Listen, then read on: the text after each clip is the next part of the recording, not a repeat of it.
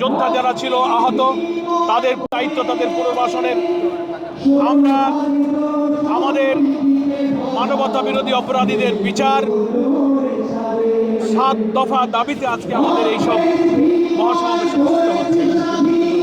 দুর্নীতিমুক্ত বাংলাদেশ, মানবিক বাংলাদেশ, কল্যাণ রাষ্ট্র গড়ার যে স্বপ্ন, নতুন বাংলাদেশের যে স্বপ্ন আমরা দেখছি আমাদের প্রিয় আমিরে জামাত, সেই নতুন বাংলাদেশের স্বপ্ন সারথী ডক্টর শফিকুর রহমান।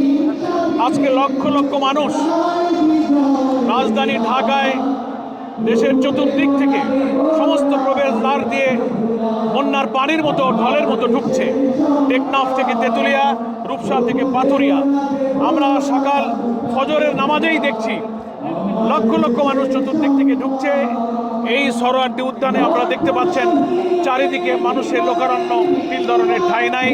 আমরা এখানে বসে খবর পাচ্ছি ওইদিকে যাত্রাবাড়ি, গাবতলী, এদিকে আবদুল্লাহপুর থেকে রাজধানীর ঢোকার সব প্রবেশ পথ থেকে হাজার হাজার লোকের মিছিল প্রবেশ পথে এখন আর ঢুকতে পারছে না।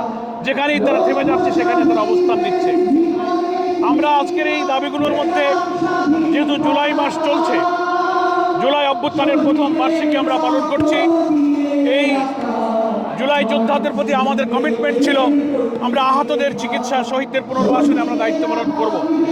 আমি অত্যন্ত দৃঢ়তার সাথে বলতে চাই, বাংলাদেশ জামাত ইসলামী হচ্ছে একমাত্র প্রথম আল্লাহর শুকরিয়া আদায় করতে পারি এই খেদমতের জন্য যে আমাদের আমিরে জামাত ডক্টর শফিকুর রহমান জুলাইয়ের উত্তাল আন্দোলনে 17ই জুলাই তিনি হজ থেকে দেশে ফিরেছিলেন।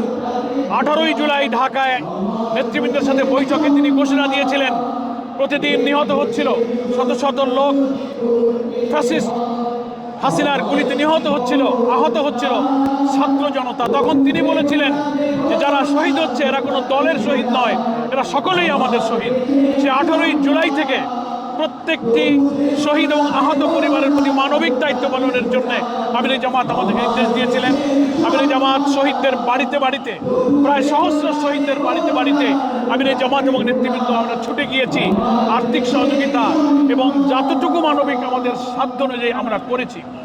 ফলে যেহেতু আমরা প্রতিশ্রুতিবদ্ধ, অন্য অন্য দলও করেছে, তাদের প্রতি আমরা কৃতজ্ঞ। সরকারও করেছেন অনেক পরে, কিন্তু এদের প্রতি সরকারের যে দায় ছিল, যে প্রতিশ্রুতি ছিল, 1 বছর পরেও বহু শহীদ পরিবারের এখনো কান্না, আহতদের চিৎকার এখনো শেষ হয়নি।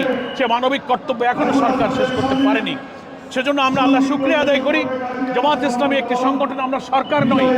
আমাদের নেতা কর্মীদের কষ্ট করে 2-10 টাকা জমা করা টাকা দিয়ে আমরা এই সমস্ত